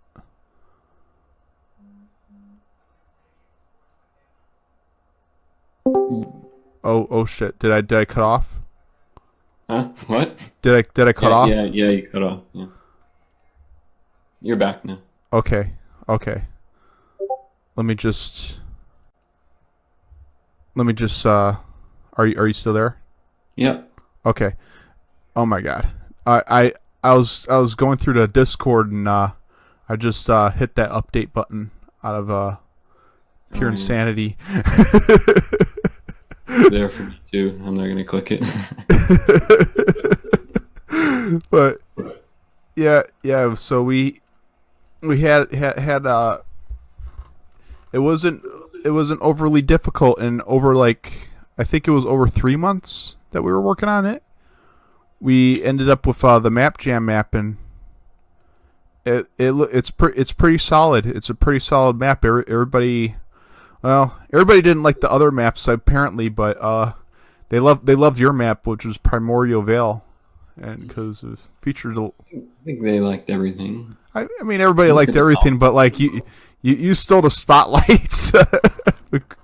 Well, because you know how to make a map. You know how to make a good map. I'm not saying that just to down everybody, but like BP, you're a mapping expert. You made the first map by hand. Ain't nothing wrong with saying that. I'm an expert, but at mapping, not really my area. But I have a lot of experience with Turok, let's say that, and that's why I was able to do that. Yeah, well, yeah. Well, it's good to brag. It's good to brag, but but and I really enjoyed doing that because it was just usually you make a campaign and you think it's going to take a long time. We just did it in like a couple of months, 3 months at max. So that was really fun. What were some of the like? What would we say was like the most shocking thing about that whole thing? About that whole map jam? That we actually all did a map and got it out there. That was the most shocking thing. Okay. Yeah. because there's times it's like, oh, I don't know if these guys are doing anything. I don't know. Oh, I was They have time for this. I wasn't shocked. I was like, I'm looking at everybody. Everybody's reporting in. Everybody's doing it. I trust them. Let's get this done. That's how I was feeling. I was like, Yeah, near the end, everyone was like talking and making maps. It was really good.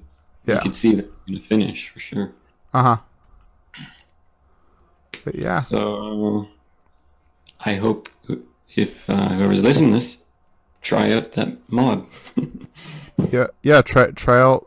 I'll certainly link it down in the description with everything else. But yeah. What was the other map that I missed? Speedrunner. What? I think I missed Speedrunner. I did that. So that was just like a ghost, like when you're playing a racing game, Uh a huh. ghost kart, and you have to try to beat its time. It's kind of like that. So you had this Turok character model that was half invisible, Uh huh. and it was moving through the map. So I had to record. So I recorded Uh huh. through script. I did this all through scripting, and so I pushed record, started playing the whole game, went through the whole game, beat it, and then I got all the data, and then basically just plays that track that I played. And you're supposed to try to beat it if you can. Not many people can because at the time it was going by like the world record of the speed run. So I know. I watched the world record speed run at that time. yeah, I think It that was basically followed set by Growth Kasai, but at that time. Yeah. But yeah, uh, what was the other time? Was there any other mods that we had? I don't know. I think we covered them all. Yeah, probably. I mean, there was the backwards one you were talking The backwards one. Shoot, I forgot about that. about. That's just a little thing anyway. Yeah, you played the game backwards, and Yeah. eventually it was made compatible with Turok Plus. But yeah, I think that's There's pretty much it. Burrito. So we spent like a whole hour talking about your mods and stuff, and any mods besides yours that you like? Besides mine, I like the Turok Plus one. Yeah, The Smokes Turok Plus. yeah. Do you play with it often or just sometimes? Yeah, sometimes I do. Sometimes. And I know he got the Jedi one. The game I didn't play. Yeah, the Jedi Knight 2 Dark Forces. I didn't play it either, but like it's nice to discover it, because he's not only he's a fan of Turok, he's a fan of that. But yeah, there's a whole bunch of mods and modders, but like I gave you the ultra health modder award for modding excellence. I just gave you an award on Mappers and Modders page because like he's probably made the bulk of all the decent mods and stuff out of everybody. Everybody's, I think, in my opinion, everybody's a good modder because Yeah. I look. You guys make so much good content. Like Snake and Raptor Dan and all you other guys, but like, I just also give appreciation to BP because like, he made like the best, like some of the best quality mods.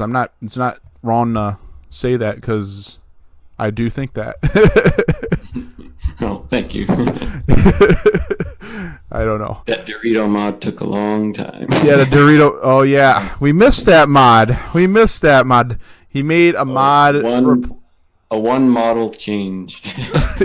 Hey, and you know what? That's like every time I load open world now, I have that Dorito mod on. Like, I don't know I if there's something funny about that mod. The model I used, mm-hmm. I don't know where I got it from, somewhere online. Uh-huh. It was over 2 million triangles. What? Yeah, it was like super high resolution. That's I I cut it down to like 200 or something. and it still looks fucking amazing. I know. I was like, why is this so high res? But yeah, you got that. You got the Dorito mod, and yeah, there's a whole bunch of stuff that there's a whole bunch of other mods and other games that I couldn't even name because he's made a whole like tons. I can't even, I had you listen through this course's interview. I had a tough time, and I follow this guy closely. I had a tough time naming them all. But yeah. So There's like also the Jungle Hunter one, Jungle Hunter. Oh, but but I only made that private for some yeah. reason. I don't know why. Are you ever thinking about like making it public? It is public now. It is public now. I Yeah. didn't know. When did that happen? I think a couple days ago, Let me. Well, let me. and it was always like available to you. Anyone on the friends Uh huh. Steam was always available. But yeah, that had the flying pterodactyl or Yeah, yeah. whatever you call that dinosaur. I remember that. That was. I forgot if I rated that up. That was pretty. I loved the tall grass because like it's kind of refreshing to see tall grass in Turok. Instead of just a flat Yeah, green ground. yeah. Yeah. It. I don't I know. mean, Is it? you could make like a whole modern day level, Turok. I mean, there's nothing really stopping anyone from doing that. Yeah. I completely agree. You can have Turok of Crisis graphics. It doesn't matter. Yeah, you could. But I don't know. It's just, and I like the picture that you chose. It's like a sunset over a tree. It's a deciduous tree instead of a jungle tree. That kind of symbolizes like the future of Turok. It's like it's bright. People, Right. yeah, Sunny day. it's a bright sunny day. It's like because people thought this game was like, and even when I thought when Acclaim went down, I thought like this game's just going down to the annals of history. That was my thought before the remaster. It's going down. Well, I wouldn't blame you because the last games. Yeah, it was like Turok 3 kind of went down, and then it went to another company with propaganda and propaganda games, Hmm. and yeah, it was just like, yeah, here. I didn't. I after that Turok away, I was like, I'm not gonna hear Turok again, and I continue on with my life, and here we are. We're making a dream alive again, and Yeah. I think you've done a great job with that. Thanks. Yeah. So I want to. Your mod has like a lot of levels to it too. I don't think people know that Oh, that you have like a lot of levels in your open world mod. oh. I know. I try to keep that a secret because I want people to discover that themselves. I mean, I don't keep it a secret, but like I just don't advertise it. I, I just think that maybe some people don't know just how many levels that are in there Yeah. that you've done. Well, I mean, I think I'll let them discover it, and maybe they can secretly appreciate it. It's like a Yeah. hidden gem. But Yeah. you so like you were thinking about making a game not about Turok but like in the future, right? About Yeah. about making that. I was just so like, do you want to brainstorm about that? Like, have you brainstormed any ideas about that? About a future game that you would make? Well, the future game that I'm currently planning to make, Mm-hmm. I'm still brainstorming ideas Mm-hmm. and going through some designs. Yeah. But So it's obviously it's not going to be the same as when you finally get there. But like, what ideas do you have? well, I'm not sure I want to go with a first-person shooter. Mm-hmm. Well, I do love Turok. I do love other types of games, not just first-person shooters. Mm-hmm. Because my avatar picture. Oh yeah, you is sent me your from avatar picture, but you never explained about it. Like, so the one you're probably seeing on your screen right yeah. now is well, if you know the game, it's Final Fantasy VI. It's one of my favorite RPG games. And what it Really? is, yeah, I love that game.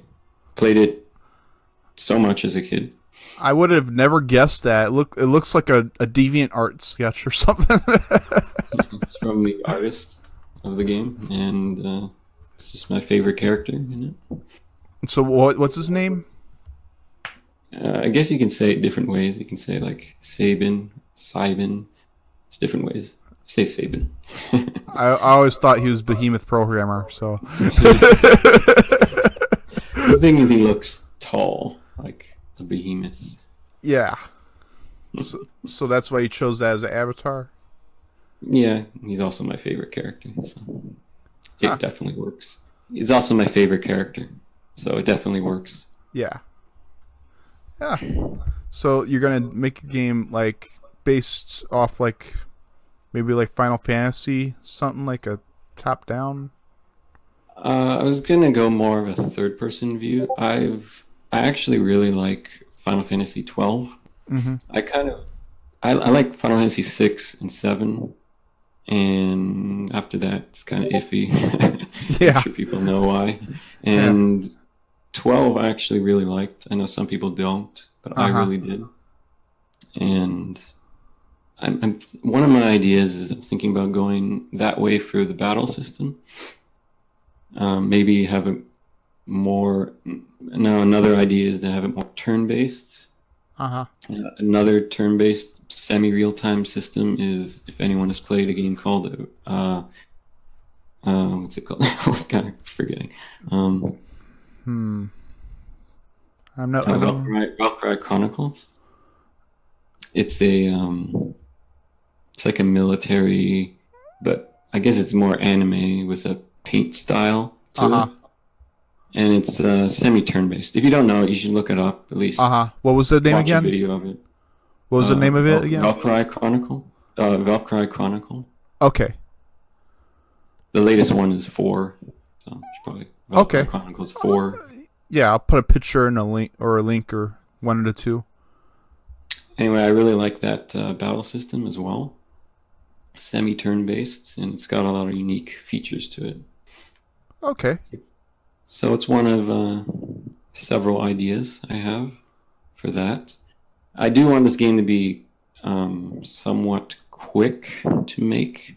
First Uh-huh. games should be like that. You don't want to make a very overly complicated game that takes you forever for your first game.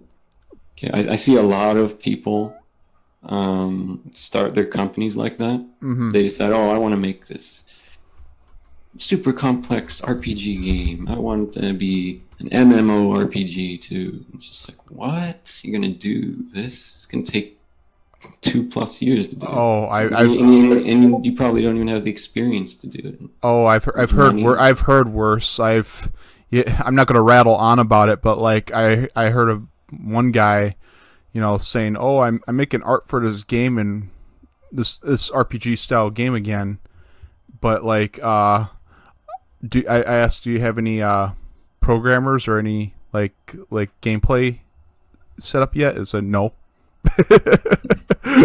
Stuff like that, and I'm like, okay. Yeah. Yeah, so people that generally make those huge games, most of the time don't know what they're doing, and they're gonna fail, Yeah. unfortunately. But, Yeah. you know.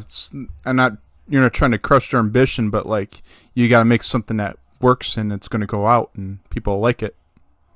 You also got to understand that if this is your first game, not many people might know about you or company, so Yeah. you're probably not going to get that many downloads. Yeah. You're not, what was that guy? That guy that made Undertale. You're not gonna, you gotta put your word out there first. Hmm. That's what he did. Hmm. So, Yeah, so I'm just trying to. I don't want to make a too small game. I do want to make a game that I like. You know, I don't want to make a small game just because it is small uh huh. and simple to do. I want to actually like the game. Even though I know not a lot of people are going to download it first. That's why you make your better games later on. Yeah. But I do want to make at least a decent game that I'm proud to have made. Okay. Yeah. So like, it's not just gonna be a game that you just put your foot in the door. It's gonna be something that like, I like this. I'm proud of it. Hmm. Right. Yeah, because you've already got your foot in the door, in my opinion, with modding and stuff. But like that, the game development, that's kind of a different beast, isn't it? Yep. Completely different. So yeah, The biggest game I've ever made. I know we haven't talked about what I did before modding, just before modding, but yeah, because mostly I did mobile game, pretty yeah, much where I stayed. But after that, I did make a pretty big, or at least I worked on a pretty big 2D game in Unity, uh huh. and that was the first game of that company, and it was fairly ambitious. It was like a Are we still talking about that one company? I forget the name, but that one that you named before. no, this is another one. So a company I worked on after that, their first game was making a pretty big 2D like Zelda game. So like a Link to the Past. Uh huh. And yeah, I worked on that for like I want to say over a year, right? Mm-hmm. And so that was the first company, and didn't he ran out of money, so it didn't work out. Damn. Yeah, took too long, Wow. but it was a pretty good game. Now now was a pretty good game too, but like they just screwed up the budget and that was that. Yeah. But So you got to make a shorter game. That's what I'm gonna do. yep, yeah, that's how listen to this guy. If you're thinking about making a game, listen to this guy. He knows his stuff. He's been there. If you're trying to get into game development,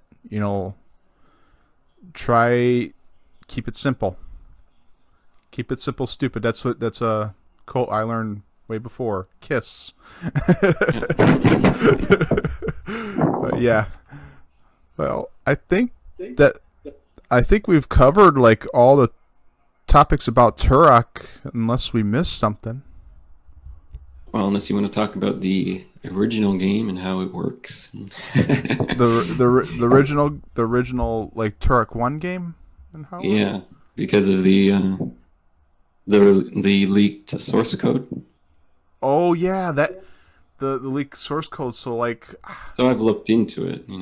what was From your time to impressions time. about it? It's very messy code. You can tell they're really in a hurry. This is the first time doing something this big. Uh huh. The original developers I'm talking about, and yeah, it's messy. I see some cool things for that time they were doing. Uh huh. I don't know if you want to actually. No, I don't think you want to talk about everything about it, but Well, we could really. how much time you got? I'm a masochist. I don't know. Hit me. Well, in I can say they were doing some pretty cool stuff for the N64, really pushing the hardware, especially with the AI isn't that great Uh huh. for Turok One, Yeah. and it was actually fairly demanding for the Yeah. N64. And I don't really know that much about Turok 2, but I asked Kaiser a little bit about it, and he said it was like even more of a mess and even more demanding. Jeez. So they really went more advanced from Turok 1 to Turok 2. Uh huh. And I think you can see that in the frame rate because Yeah, it was kind of slow. mhm, because of the I think it's mostly the AI is the cause of that and the poly polygon collision Yeah. for I believe they used for the projectiles. Yeah. If you're familiar with truck modding or mapping at all, like you know that the models and the textures, like they don't really affect gameplay because they're loaded before you actually play. Like the AI is loaded during, and that's really what hits those frames. For the N64, it was pretty complicated, and they had a lot of objects on the screen, a lot of particle effects. Couldn't handle like when a giant smoke comes on the screen. It would slow down. Like if you do that, I know that I remember in GoldenEye, Uh huh. if you shot a grenade launcher Yeah. and then it explodes, you see the smoke, you go straight up to it. It's super laggy because you can't have. I guess it's a fill rate, really, which just means how much it's drawing on the screen, especially because it's transparent. It's got to draw that basically Mm-hmm. full screen and everything behind it as well. And the explosion had like 6 different smoke layers, so it's drawing 6 things, 6 sprites, full screen, and then it's drawing the geometry behind it, which is the level. So it gets Yeah. really slow. And that can be said the same for Turok as well. Yeah. Yeah. That I don't really remember seeing. I think they really cut down on that smoke because I don't really. If you play truck, you don't remember really see that at all. So Turok is definitely simpler. I believe it's just one sprite. They didn't yeah. do it GoldenEye. I think they had like 6 in GoldenEye. And I think there's only one in Turok. Yeah. But it's still slow. Anyway. Yeah. It, Oh. well, what was your? I think about that. What was your impression of the files like surrounding, like you had that what was called the big map level where you could actually play, but like I'm talking about the files surrounding it where you needed a SGI computer to actually do anything with it. Like, what were your impressions of those files? Are you familiar with that at all? Well, I've never worked with that before. Uh huh. I only looked at the code. I only looked into the code of the leaked source, Uh huh. so I can only comment about that. About getting it working, I don't know if that's maybe what you're getting at. Yeah, I that's wouldn't, what's. I wouldn't, I wouldn't know how to do that. That's not something I know. Yeah. Um, but like the ROM is there. If you need to load it up in an emulator, can play it there. Mm, yeah. That I guess. I The guess that. code, the code is really all you need if you want to recreate it. If you want to make a port or something. Yeah. Hopefully, a better version of it. Yeah. That. But yeah. Other than that, we have. Are you are you familiar with the are you familiar with the original like like the original PC port for Turok 2? Are you familiar with that a lot at Yeah, all? I played it. I played the single player a few times a couple years ago. Uh huh. Yeah. I wasn't into the multiplayer scene Yeah. With because I think that was way before I played the PC version of Turok 2. yeah yeah because there's modding in there. They have like their own sort of like really weird mods, and like just now I'm just discovering like the bulk of them, and like, wow, this is really extensive. I've seen some of them that they post on the Discord as like reskins of stuff. Uh-huh. Um, I think one of them was like Liu Kang or something from Mortal Kombat. Yeah, that was. I don't know if I still have that picture, but if I find it, I'll post it. Probably don't, but that was funny as hell. Yeah. But yeah, they reskinned Joshua to look like Liu Kang, and it's just like, and they're doing that all from a 20-year-old. Like, this is not even a remaster. This is a legit 20-year-old game, and they have a tool to edit that. That's kind of amazing to me.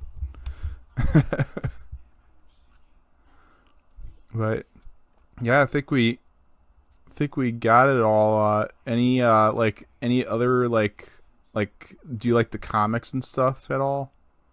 I didn't really read that much of the comics. I actually read some of them. I can't remember. I think they're the Acclaim ones. I think they're the Acclaim ones. Yeah. It's like Joshua and his apartment with like Barry or whatever. Yeah. And he goes to the Lost Land with like Aiden. No, that was before that. I don't know. He goes on like some kind of adventure in the Lost Land, like parties and stuff, and like yeah, Amazon women. I don't know. Crazy stuff. Yeah, I remember that one distinctly. I don't think we could show that, but but yeah, I kind of read like all the comics except the new ones, but yeah, I was just wondering if you did, but. I read those. I read the Claim ones, and then I read the Mountain of the Sun. It was called the online comic, exclusive online comic, which is the Mountain of the Sun story, and I read the Turok 3 comic. Huh. Yeah. I think that's all I've done. I've read. Okay. Well, I think we covered pretty much everything now. Any closing statements or remarks? What are you working on for more Turok mods? Well, there's a whole bunch of stuff on my plate. Like I just got done with that one multiplayer map based off of Harbor 5. I basically ported Harbor 5 from the PC multiplayer into like the remaster. Oh, cool. And eventually I'm gonna work on that Map Jam 2 map, and then maybe more open world map. Maybe if I have the time. There's just like a whole bunch of projects, and when I set out to do this, I didn't want to get bogged down by all this projects, you know. But like eventually it happened. But you know, that's just life, you know. Yeah. But yeah, I try not to work on too many things. Yeah, I've seen that what happens, and you know it's not good. You don't complete anything if you're not concentrated on something. Yeah, right. So, I guess that's all we have for today. You know, thank you for talking with me. You know, Yeah. it's been a pleasure, really. I was looking forward to talking with you eventually, but like I was like, if I'm gonna talk BP right now, I should, you know. So eventually, but we did it. So thank you very much for taking the time, you know. No problem. All right, thank you for listening to us. This has been TNN. Have a good night. Bye, everyone.